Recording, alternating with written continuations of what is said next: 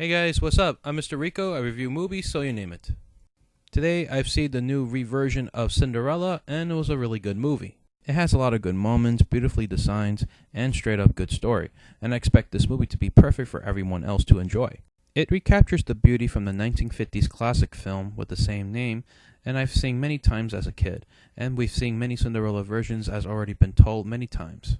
As much Cinderella goes, this one makes it realistic of how Cinderella can make her dreams come true to confront her cruel times as a servant. If you already know the Cinderella story, here's the drill. The film begins with a young girl named Ella, known as Cinderella, who used to be happy with her wealthy parents that gave her support until her mother passed away from her ill.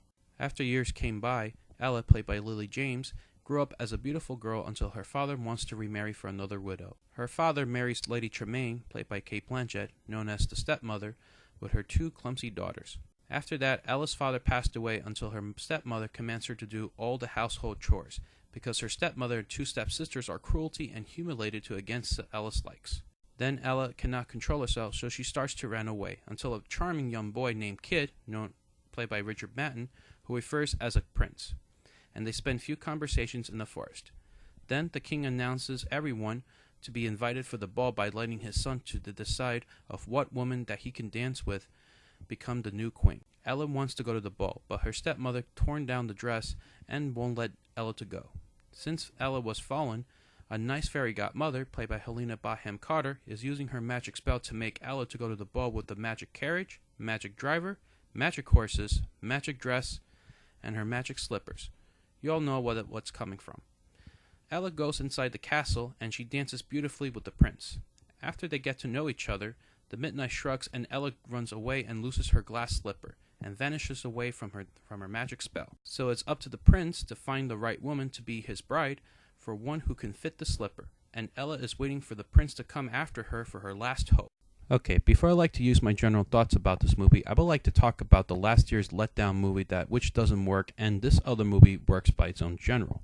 Remember last year's Maleficent, starring Angelina Jolie with the unpleasant spin-off character which was based on the 1959 classic Sleeping Beauty? Well, guess what? The movie does not recapture the unique style just like the 1959 animated movie have, and it was a huge disappointment that I didn't find this movie very interesting. I think that Disney wants to recapture classic animated films to put on the big screen for newer audiences because we want to see a new movie that it refers to the classic films. The biggest complaint is that they're trying so hard to recapture the unique style just like we've seen animated films, it has to be balanced away from the source material that we wanted to see it real. Despite for Maleficent, which does not balance for recreating a spin-off character, this movie captures a lot of effort that it takes the source material into a unique way, and it balances perfectly that it reestablishes from the 1950 Cinderella movie. The movie stays perfect without too much complaints, forced story, cheesy scenes, and added details that it stays well just like the classic fairy tale. The film was directed by Kenneth Branagh, who also a fantastic director, that he knows how to create a fairy tale story with his own unique artistic style, just like his Shakespearean films. He did Henry V, Much Ado About Nothing, Hamlet, and Marvel superhero smash hit Thor. But I would say that he did perfectly with his own vision. I would say that there's a lot of good scenes in this movie, including the cast that they portray so well. Lily James was fantastic to play the real version of Cinderella. She makes the character strong, elegant, and the way that every Cinderella style can be. She was born to play the role, and the way of her with her beautiful blue dress was flawless. She acted very well, and that's the way that they make this character to be cared for. Kate Blanchett is also fantastic to play the evil stepmother, and she nailed it. The way of her design, the mysterious one with her shadows, and very cruelty just like the animated character does.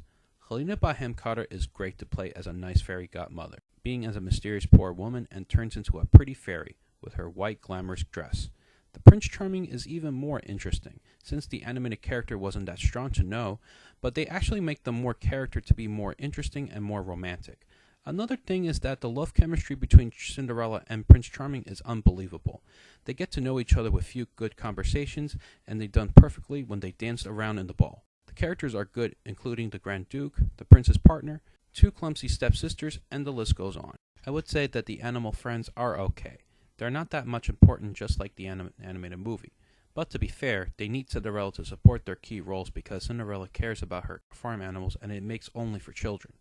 The backgrounds are fantastic. It takes the place in every short period of time and makes a unique style. The costume designs are beautiful, and every entire designs they wear to it, like the Cinderella design and the Fairy Godmother design, are flawless. Everything else is perfect, and everything else dressed neatly, everything else going public places.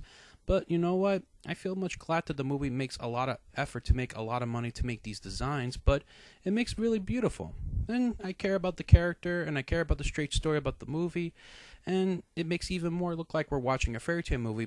But it makes sense that this movie makes it more fantastic. But I'm glad that the director knows how to make the vision really good.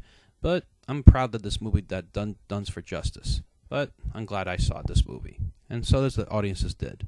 Overall, the movie is great, with nicely designs and straight coming to an age story of a young pretty girl who is hoping for her dreams come true.